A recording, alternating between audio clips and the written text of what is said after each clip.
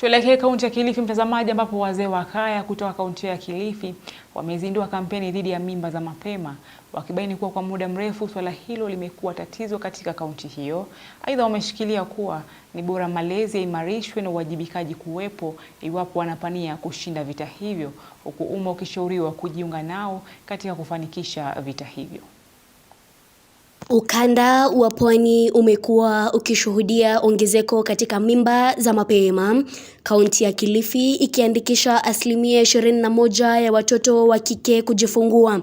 Visa hivi vikiripotiwa kuwa baadhi ya wasichana hawa wanapata mimba kupitia vijana wenzao, familia na hata watu wasiojulikana. Katika gatuzi letu la Kilifi kuna tatizo sugu la mimba za mapema.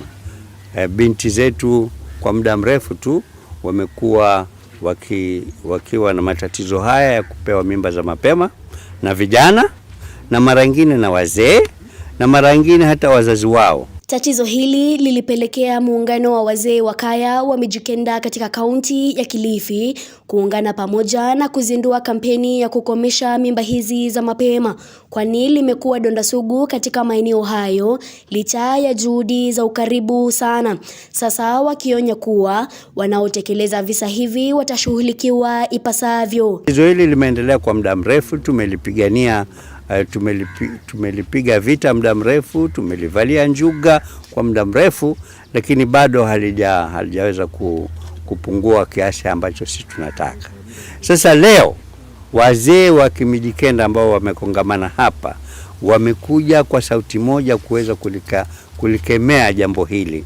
Mambo yakiwa hayataweza kupungua ama kuachika, basi wao itawabidi wachukue hatamu, wachukue amri, wachukue zile ambazo mila za kwetu zinaruhusu, na wataingia huko vitongojini na kuweza kuangalia ni akina nani ambao wanavuruga maisha ya hawa wasichana wetu. Lakini licha ya kuamua kuzindua kampeni hii, wazazi wametakiwa kuboresha malezi ya wanao, kwani hii ni changio cha visa hivi kutukia, huku asasi za kiusalama zikitakiwa kuhakikisha kuwa kuna uwajibikaji wakati tendo hili linatokea na kuripotiwa. Lakini utakuta mara nyingine uzembe fulani unatokezea katika uwajibikaji.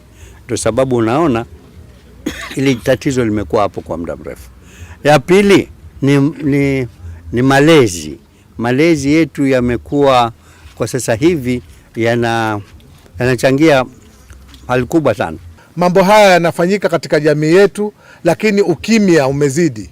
Ukimya ni mwingi sana.